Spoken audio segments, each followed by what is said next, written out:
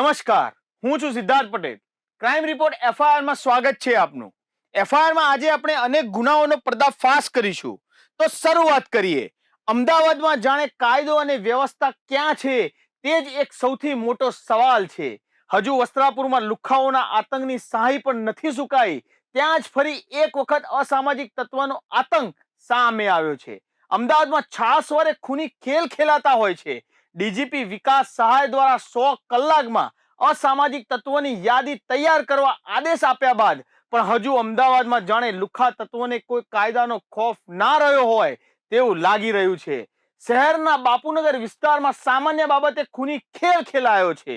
આવો જોઈએ બે મિત્રો પર કોણે ઘાતક હુમલો કર્યો અને કેમ ખેલાયો ખૂની ખેલ.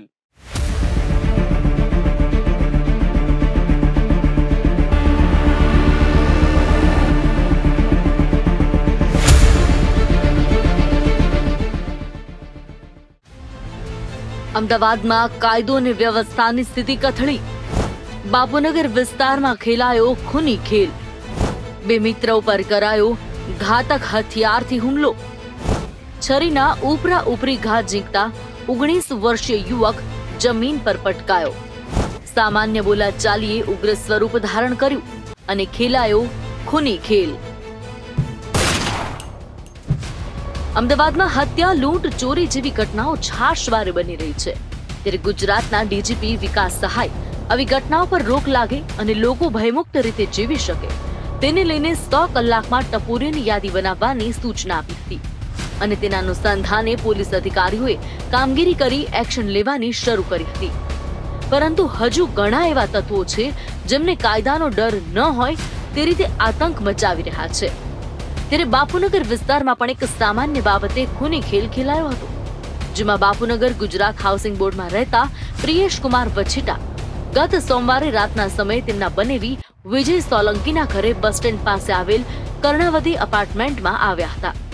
ત્યારબાદ તેઓ તેમના બનેવીની ઓફિસમાં બનેવી ઉપરાંત વિજયભાઈ ભરતભાઈ પરમાર, હાર્દિક રાજપરા, વિજય ઉર્ફે વિશાલ અને ધવલ બારોટ સાથે બેઠા હતા. ત્યારે જયસિંહ અને તેની સાથેના લોકો ફ્લેટની બહાર ઉભા રહીને ગાળાગાળી કરી રહ્યા હતા. આ સમયે ફ્લેટની નજીક ઓફિસ ધરાવતા વિજય શ્રીમાળીએ ગાળો નહીં બોલવાનું કહેતા જ જયસિંહ ઉશ્કેરાઈ ગયો અને મારામારી કરવા લાગ્યો. તેના સમર્થનમાં 6 જેટલા લોકોએ આવીને હાહાકાર મચાવ્યો. સમર્થન મળતા જ જયસિંહને ચડ્યું સુરાતન અને ખિસ્સામાંથી કાઢી છરી. 19 વર્ષીય વિજય શ્રીમાળીના છાતીના ભાગે એક પછી એક ઘા ઝીકી તેને મોતને ઘાટ ઉતાર્યો. બાપુનગર પોલીસ સ્ટેશન વિસ્તારમાં કર્ણાવતી એપાર્ટમેન્ટ છે. એ એપાર્ટમેન્ટના ગેટ આગળ 12:15 વાગ્યાની આસપાસ આ કામના જે ફરિયાદી છે પ્રિયેશ કુમાર પૂનમચંદ વછેટા અને એમના બનેવી એ 2-3 જણા સાથે ત્યાં હતા. એ વખતે આ કામનો જે આરોપી છે જયસિંહ સોલંકી એ એમને ગાળો બોલવા લાગેલો જેમ ફાવે તેમ. તો એને ગાળો બોલવાની ના પાડતા એણે છરી લઈને આવેલો અને બૂમાબૂમ થતાં એના જે કુટુંબીજનો છે અન્ય માણસો પણ આવી ગયેલા અને છરી મારી અને એણે આ કામનો જે મરણ જનાર છે વિજય ઉર્ફે વિશાલ દેવેન્દ્ર કુમાર શ્રીમાળી એને છાતીના ભાગે એક ઘા મારતા એનું મરણ નિપજેલ છે. અને તેમજ અન્ય 2 વિનોદ સોલંકી અને પ્રિયેશ કુમાર વછેટા જે ફરિયાદી છે એ બંને પણ ઈજાઓ થયેલી છે. અને આ કામે ફરિયાદ લઈ અને આગળની તપાસ ચાલુ છે. આ કામના જે 5 આરોપી છે એ 5 આરોપીઓને રાઉન્ડ અપ કરી લીધેલા છે. વસ્ત્રાલની ઘટનાને લઈ અમદાવાદ પોલીસની પોલ ખુલી ગઈ હતી અને આ ઘટનાની ગૃહ વિભાગે ગંભીરતા લઈ ઉચ્ચ કક્ષાએ પોલીસ ખાતાના ઉચ્ચ અધિકારીઓ સાથે બેઠક કરી આવા તત્વોને ડામી દેવા 100 કલાકમાં યાદી બનાવવા આદેશો આપ્યા હતા અને તે અનુસંધાને કામગીરી શરૂ કરી હતી. ત્યારે ઉચ્ચ કક્ષાએથી આદેશ આપવામાં આવ્યા હતા કે રાત્રિ દરમિયાન ખાસ ડ્રાઈવ ચલાવી અને રાઉન્ડ ધ ક્લોક પેટ્રોલિંગ કરવું. પરંતુ ક્યાંક પોલીસ રાત્રિ દરમિયાન નિષ્ક્રિય બની જાય છે અને તેના જ કારણે આવા તત્વો બેફામ બને છે અને ક્રાઇમની ઘટનાને અંજામ આપે છે. જો બનાવેલ નિયમો કાગળ પર જ રહી જશે તો સ્થિતિ યથાવત જ રહેશે.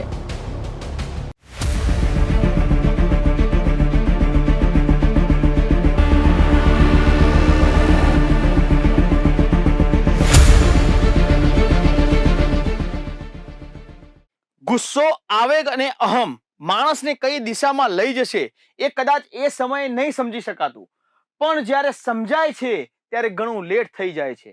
અને બસ બાપુનગરમાં પણ આવું જ થયું.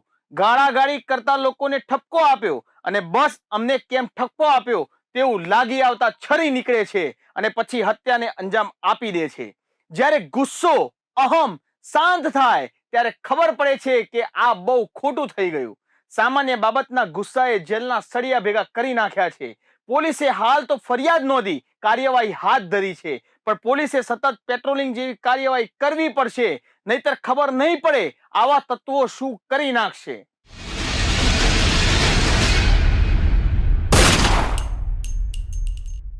જુગારનો રંગ ચડ્યો અને ગયા જુગાર રમવા. બધા મિત્રો ભેગા થઈને જુગાર રમી આનંદ કરી રહ્યા હતા. લાખોની બાજીઓના દાવ ચાલી રહ્યા હતા. આજુબાજુ હતું કુદરતી દ્રશ્ય, તેની મજા માણતા માણતા શકુનીઓ મોજ કરી રહ્યા હતા. એમને એમ હતું કે અહીંયા કોઈ નહીં આવે, કેમ કે એવા સ્થળે જુગાર ચાલી રહ્યો હતો જ્યાં કદાચ કોઈને અંદાજ પણ ના હોય કે અહીંયા મોટા પ્રમાણમાં જુગાર ચાલી રહ્યો છે. અને એ જગ્યા હતી સાસણગીર નજીક આવેલ એક ગામમાં રિસોર્ટ બનાવ્યો હતો અને તેનું નામ હતું ધ ગીર પ્રીમિયર રિસોર્ટ. જુગારીઓ પ્રીમિયર રિસોર્ટમાં જુગારમાં રંગમાં રંગાઈ ગયા હતા અને બસ ત્યાં જ એલસીબી ટીમ પહોંચે છે અને જુગારીઓના રંગમાં ભંગ પાડે છે અને થોડી વાર માટે તો ત્યાં દોડધામ મચી જાય છે.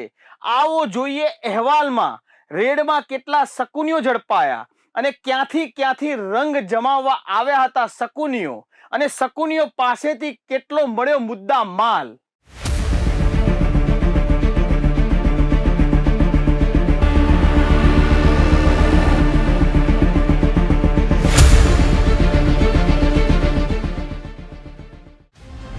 જુગારીઓના રંગમાં પડ્યો ભંગ.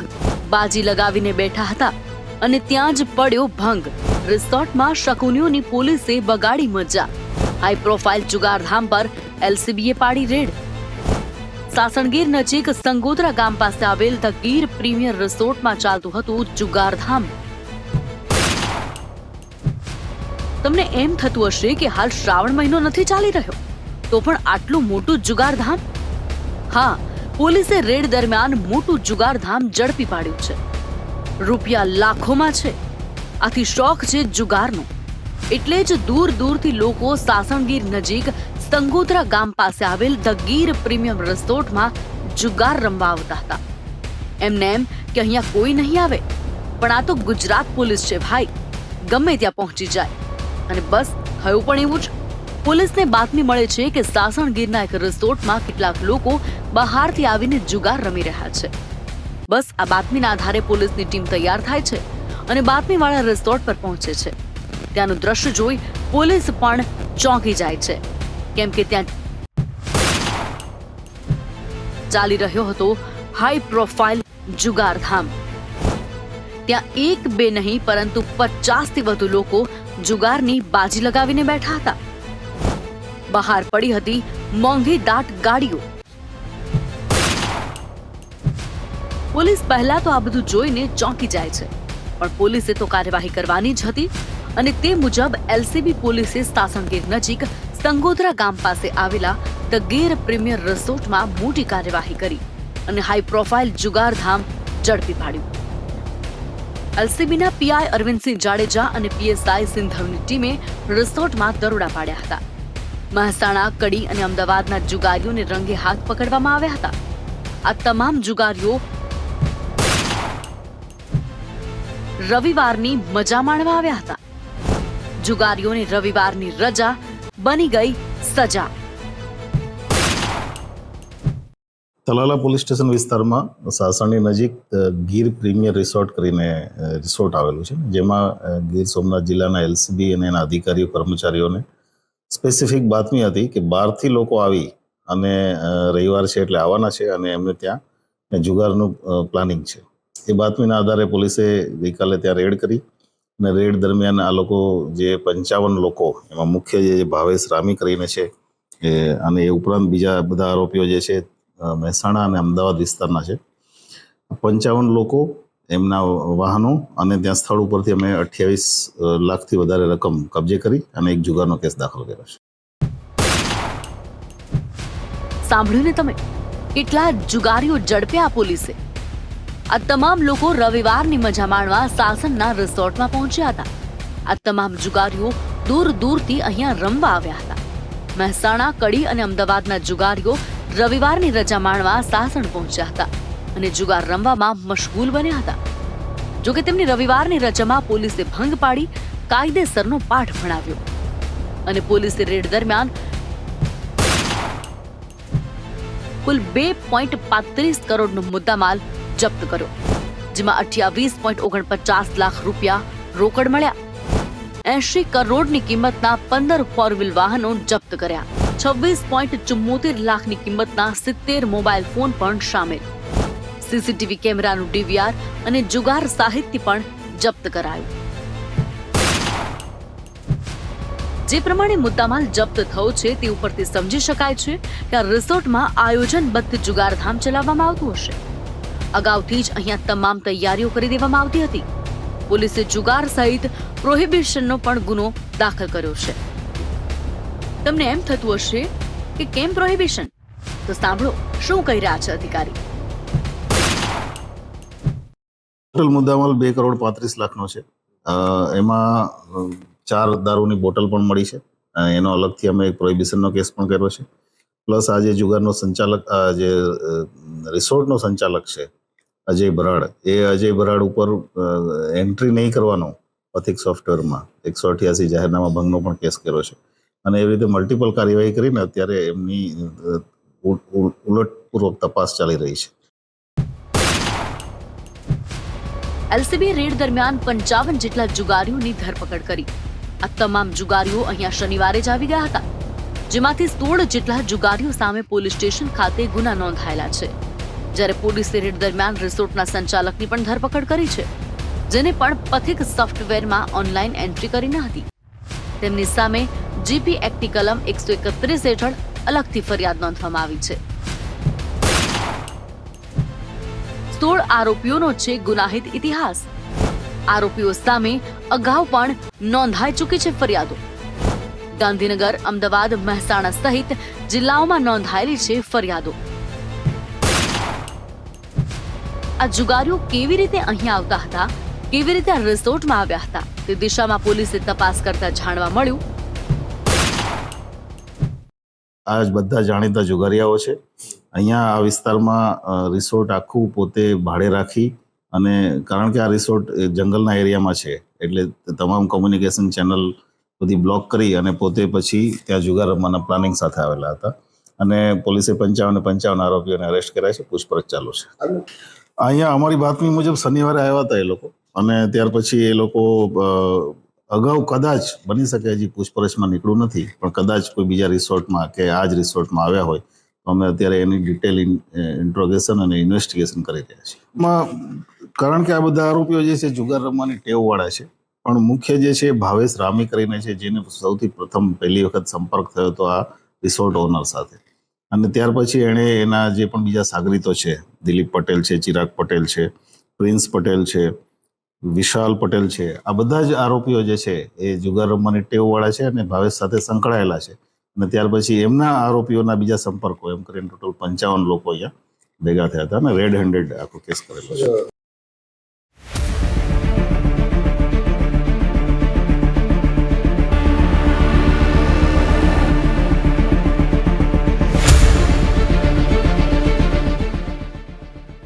રજા આવી એટલે ચાલો મજા કરવા જઈએ, અને મજા ત્યારે જ મળશે જ્યારે જુગાર રમીશું.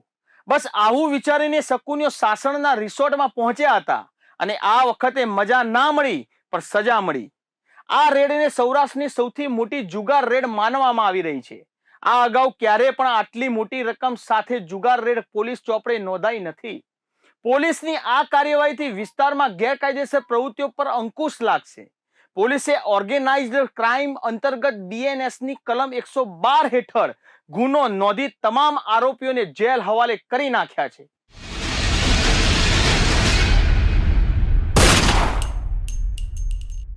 જેને જગતનો તાત કહે છે તે જ તાતે એવું કૃત્ય કરી નાખ્યું છે કે બીજા જગતના તાતોને નીચું જોવાનો વારો આવ્યો છે.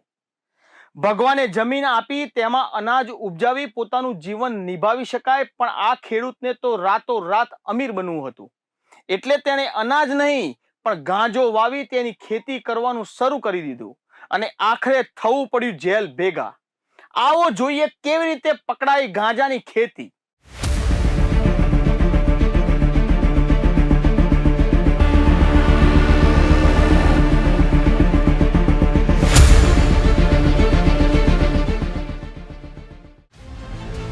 અમીર બનવાના જાગ્યા અભરખા, નશાનું કર્યું વાવેતર.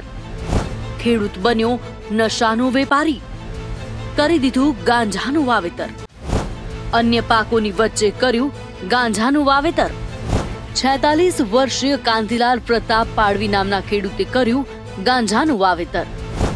149 થી વધુ ગાંજાના છોડનું કરાયું હતું વાવેતર. નવસારી જિલ્લાના વાંસદા તાલુકાના આંબાપાણી ગામમાં એક ખેડૂત શાકભાજીની આડમાં ગાંજાની ખેતી કરતો હોવાનો ભાંડો ફૂટ્યો છે. આજકાલ ગાંજાની ખેતી કરનાર અવારનવાર ઝડપાતા હોય છે, ત્યારે વધુ એક ખેડૂત ગાંજાની ખેતી કરતો ઝડપાયો છે, જેમાં નવસારી પોલીસને બાતમી મળી હતી કે વાંસદા તાલુકાના આંબાપાણી ગામમાં એક ખેડૂત શાકભાજીની આડમાં કરી રહ્યો છે ગાંજાની ખેતી. જુવાર, મગફળી, ટામેટા અને રીંગણની આડમાં ગાંજાનું કરતો હતો વાવેતર. પોલીસે ડ્રોન દ્વારા સર્વેલન્સ કરી ગાંજાના છોડની સ્થિતિ જાણી લીધી. પોલીસે 1.25 લાખની કિંમતના 149 છોડ સાથે ખેડૂતની કરી ધરપકડ.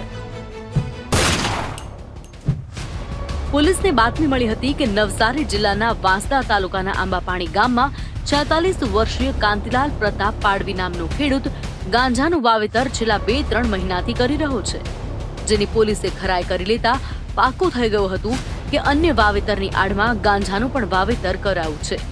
જે બાદ પોલીસે રેડ કરી અને સામે આવ્યું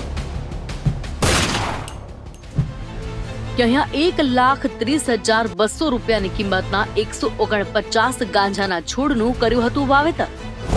જુવાર, મગફળી, ટામેટા અને રીંગણની આડમાં કર્યું હતું ગાંજાનું વાવેતર.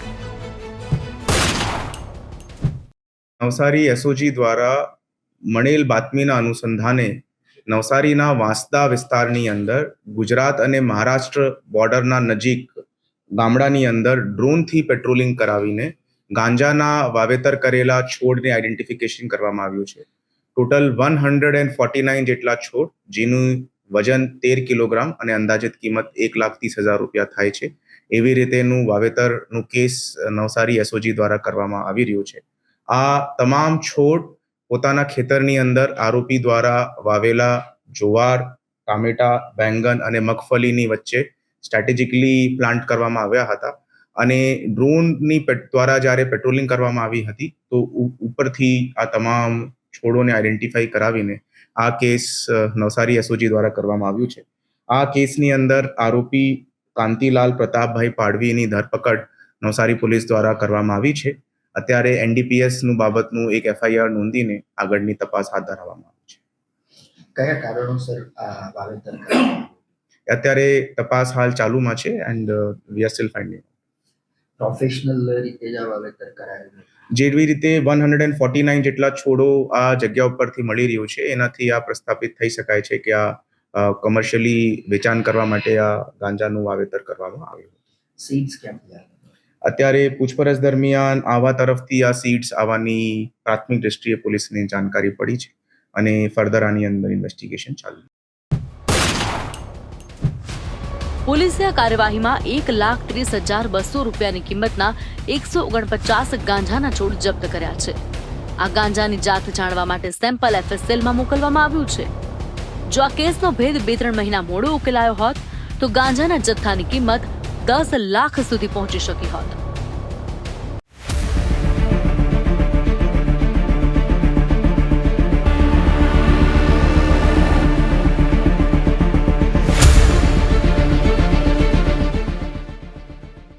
નવસારી જિલ્લા પોલીસ વડા સુશીલ અગ્રવાલના જણાવ્યા મુજબ આરોપી કાંતિલાલ પાડવી સામે વાંસદા પોલીસ મથકમાં એનડીપીએસ એક્ટ હેઠળ ગુનો નોંધવામાં આવ્યો છે. આરોપી ગાંજાનું વેચાણ કોને કરતો હતો, છોડ ક્યાંથી લાવ્યો હતો અને વાવેતરમાં કોણે મદદ કરી હતી તે અંગેની તપાસ રિમાન્ડ દરમિયાન કરવામાં આવશે. એફઆઈઆરમાં ફરી મળીશું ગુનાઓની આવી જ માનસિકતા બેનકાબ કરવા. ત્યાં સુધી જોતા રહો બી ઇન્ડિયા, ભરોસો ગુજરાતનો.